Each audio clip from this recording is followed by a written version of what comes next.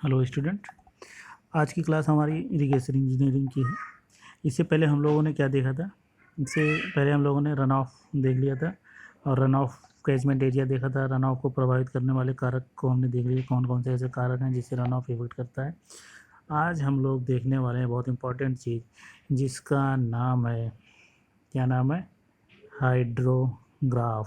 Hydrograph को हम English में बोलते हैं और इसको हम हिंदी में बोलते हैं जल जल आरेख कह सकते हैं। जल आरेख, ठीक है, जल आरेख बोलते हैं। हाइड्रोग्राफ जो होता है, हाइड्रोग्राफ ये जो होता है, इट इज़ द क्या बताता है? रिलेशंस बताता है डिस्चार्ज वर्सेस टाइम में, ठीक है। हाइड्रोग्राफ जो है हमारा क्या बताता है? रिलेशंस बताता। ये ग्राफ हम खींचते हैं डिस्चार्ज वर्सेस टाइम। टाइम जो होता है हमारा, टाइम जो होता है हम कहाँ पे लेते हैं? एक्स एक्सिस पे लेते हैं। और डिस्चार्ज जो हम लेते हैं, डिस्चार्ज रेट वो हम जो लेते हैं वाई एक्सिस पे लेते हैं। और ये डिस्चार्ज की यूनिट्स जो हम लेते हैं, क्या लेके चलते हैं? मीटर क्यूब पर सेकेंड। और जो हम टाइम जो लेके चलते हैं वो किस में लेके चलते हैं? टाइम को हम हावर्स में ले सकते हैं, डेज में ले सकते हैं, मंथ में ले सकते हैं और ईयरली में ले सकते हैं, ठीक है। और जो हमारा ग्राफ, ये जो ग्राफ हम बेसिकली बनाते हैं क्यों हैं? जैसे हमें अगर मान लीजिए कोई डैम बनाना है या आपका रिजर्वायर बनाना है या कोई ऐसी चीज़ बनानी है जो वाटर को क्या करे? स्टोर करे, ठीक है। तो उस केसेस में हमको क्या करना होगा? उसका डिस्चार्ज पता होना चाहिए। जैसे कि एग्जाम्पल समझिए, जैसे हम रोड बनाते हैं, कोई रोड बनाते हैं। रोड किस लिए बनाते हैं? इस पे जो है मोमेंट्स किसके लिए? गाड़ी की मोमेंट के लिए। तो हमें गाड़ी की क्या पता होनी चाहिए? गाड़ी की एक तो कितनी मैक्सिमम लेंथ गाड़ी की कितनी होती है और इसकी चौड़ाई कितनी होती है और इसकी ऊंचाई कितनी होती है। ये सब चीज़ों के बारे में हमें क्या होते हैं? नॉलेज होनी चाहिए, तब हम एक रोड को हम बनाते हैं। वैसे हम इसमें जैसे हम डैम वगैरह बनाते हैं तो डैम जो जब हम बनाएंगे तो उसमें हमें क्या पता होना चाहिए? वो डैम जो है वाटर कितना स्टोर कर सकता है, वहाँ पे कितना वाटर फ्लो कर सकता है, लेवल हम कितना वाटर का रखेंगे। ये सब चीज़ों के बारे में हमें पता होना चाहिए, तभी तो हम एक डैम बनाएंगे, ठीक है। जब तक हमें वाटर के बारे में जानकारी ही नहीं रहेगी तो हम डैम बनाएंगे तो डैम हमारा फेल हो जाएगा। इसीलिए हम हाइड्रोग्राफ के मदद से हम उसमें डिस्चार्ज पता करते हैं। डिस्चार्ज जब हमें पता चल जाता है तब हम क्या करते हैं? एक डैम का कंस्ट्रक्शन शुरू करते हैं, ठीक है। अब हम एक हिंदी में देख लेते हैं। यह एक ग्राफ होता है जो किसी नदी खंड के समय, टाइम तथा पानी के प्रवाह डिस्चार्ज में संबंध दर्शाता है। Discharge versus time. हाइड्रोग्राफ का अगर कहीं क्वेश्चन, ऑब्जेक्टिव क्वेश्चंस बहुत बनते हैं। हाइड्रोग्राफ जो है किस किस के बीच में रिलेशंस बताता है, तो हमें क्या बताना होगा? डिस्चार्ज वर्सेस टाइम में ये क्या बताता है? रिलेशंस बताता है, ठीक है। ये आपका एक क्वेश्चन यहाँ पर बन गया। समय टाइम को एक्स एक्स पर तथा डिस्चार्ज को वाई एक्स पर प्लॉट किया जाता है, ठीक है। टाइम को हमें एक्स एक्स पे लेना है और डिस्चार्ज को हमें कहाँ पे लेना है? वाई एक्सिस पे लेना है, ठीक है। और टाइम जो है घंटों, दिनों, महीनों और वर्षों में लिया जाता है। डिस्चार्ज घन मीटर में अंकित किया जाता है, ठीक है। घन मीटर के ऊपर सेकंड में हम लेते हैं। जैसे कि हमें यहाँ पे अगर हम हावर्स में ले रहे हैं तो जैसे यहाँ पे क्या हो, जैसे हमने रात रात में हमने रात में हमने देखा, ठीक है। टाइम हमने डिस्चार्ज कब देखा? रात में देखा। फिर ये हमने सुबह देखा, फिर रात में देखा, फिर सुबह देखा, फिर रात में देखा, फिर सुबह देखा। ये हमने घंटों में लेके चले हैं, ठीक है। यहाँ पे हमने 24 आवर्स का हमने टाइम लिया है, ठीक है। 24 घंटे, जैसे 6 बजे रात में देंगे, 6 बजे सुबह में देखें। अगर हम डे का भी रात का ही लेके चलते, जैसे हमें रात में लिया है तो फिर रात में, फिर रात में लिया रात का भी ले सकते हैं, दिन में एक ही टाइम ले सकते हैं, ठीक है। अलग अलग टाइम इंटरवल पर भी हम ले सकते हैं। अगर दिन का हम लेके चलेंगे, जैसे दिन में ले रहे हैं, जैसे हम पहले दिन यहाँ पे रिकॉर्ड, फर्स्ट डे, फिर सेकेंड डे, फिर थर्ड डे, फिर फोर्थ डे, ऐसे करके हम रिकॉर्ड, हम वहाँ पे जाके डिस्चार्ज हम नाप सकते हैं, ठीक है। अब देखिए, ये जो हमने ग्राफ बनाया है, जैसे ये मान लीजिए, ये आपका कोई ये आपकी कोई एरिया है, ठीक है।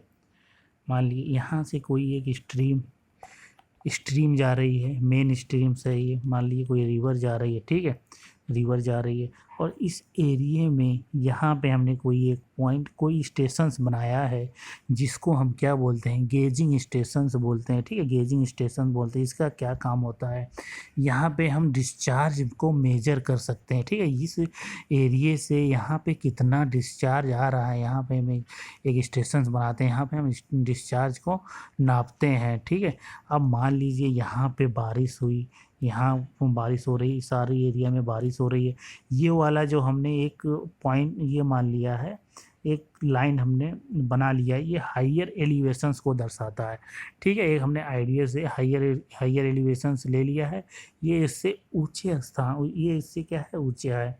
जब यहाँ से बारिश होगी, चारों तरफ बारिश कहीं कहीं हो रही है, कहीं ज़्यादा कहीं कम हो रही है, तो ये सारा पानी जब इकट्ठा होके यहाँ पे, और यहाँ पे मान लीजिए यहाँ पे बहुत सारी मेन सब स्ट्रीम्स होंगी, छोटी छोटी सब स्ट्रीम्स होंगी बनी हुई, ठीक है।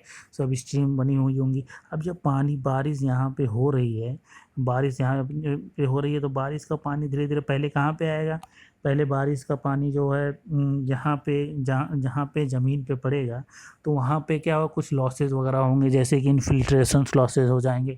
कुछ लॉसेज क्या हो जाएंगे, जैसे इन्फिल्ट्रेशन लॉस होगा, कुछ इन्फिल्ट्रेशन लॉस होगा, कुछ इवापोरेशन लॉस होगा, और कुछ पानी जो है, जो वहाँ उस एरिए में पेड़ पौधे होंगे, कुछ पानी वहाँ पे रुक जाएगा, और कुछ वहाँ पे जो गड्ढे होंगे, ऊबड़ खाबड़ जो ज़मीन होगी, कुछ पानी यहाँ पे स्टोर कर जाएगा।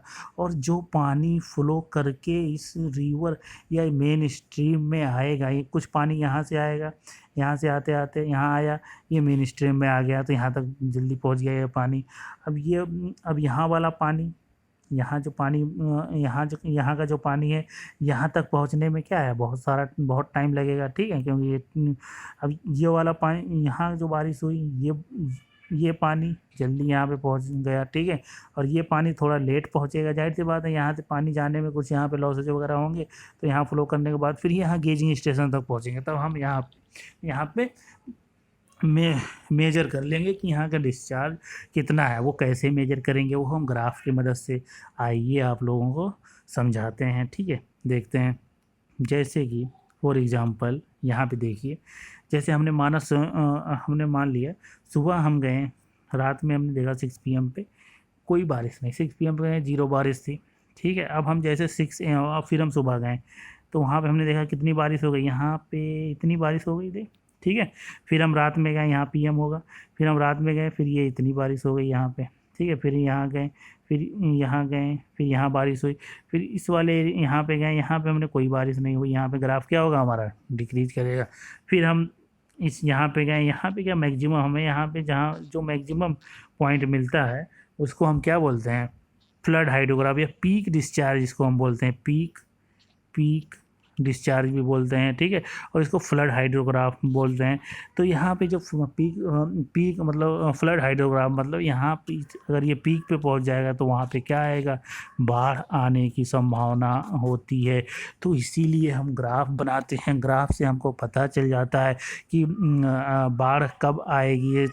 ये सब स्टडी हम करते हैं, फ्लड हाइड्रोग्राफ के बारे में पूरे डिटेल में पढ़ते हैं कि बारिश होने मतलब बाढ़ आने की संभावना कब होगी, जब हमारा फ्लड हाइड्रोग्राफ हो जाएगा, मतलब पीक पे पहुंच जाएगा, ठीक है।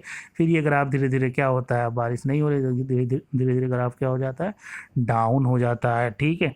अब ये जो एरिया इन दोनों के बीच में है, ये जो एरिया है, ये वाला एरिया, अब हम जैसे सुबह में हमने रिकॉर्ड कब किया, 6 AM पे रिकॉर्ड किया, ठीक है। ये वाला जो एरिया है ये क्या दर्शाता है, वॉल्यूम बताता है, इतना वॉल्यूम पानी है यहाँ पे, ठीक है। जैसे कि डिस्चार्ज की यूनिट क्या है, हमने डिस्चार्ज हम ले रहे हैं मीटर क्यूब पर सेकेंड, और टाइम हम किस में लेके चल रहे हैं, हावर में लेके चल रहे हैं।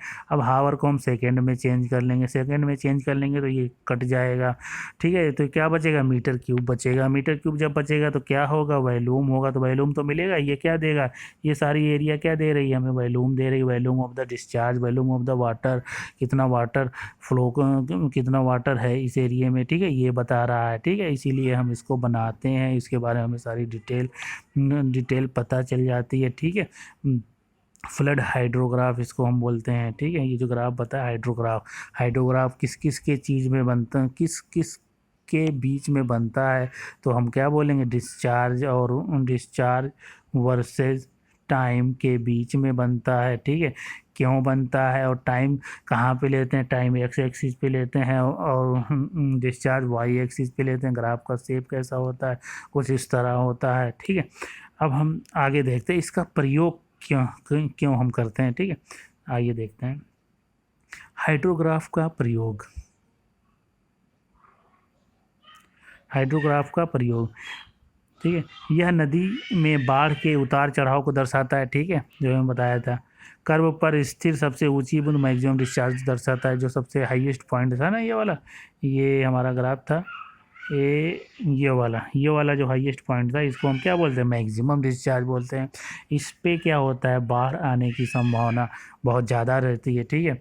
हाइड्रोग्राफ से कर्व लाइन एक्स एच से घिरा हुआ कुल क्षेत्रफल, जो ये वाला एरिया एक्स जो घिरा हुआ एरिया है, ये क्या बताता है, कुल एरिया बताता है, कुल एरिया, कुल वॉल्यूम बताता है, ठीक है।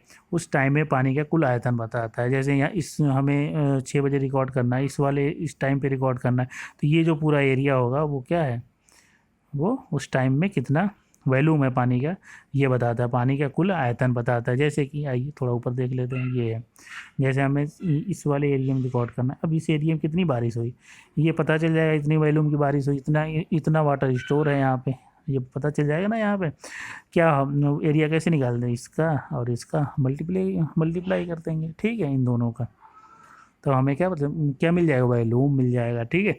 अब हम आगे देखते हैं।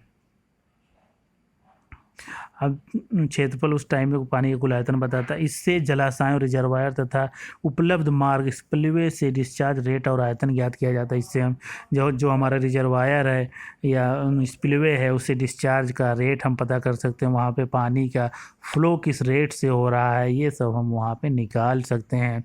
हमारे मतलब डिप्लोमा में हम इतने डिटेल में नहीं पढ़ते हैं, बस थोड़ा सा हमें इसके बेसिक कॉन्सेप्ट्स के बारे में पता होना चाहिए, हाइड्रोग्राफ क्या होता है, कैसे बनाते हैं, ठीक है।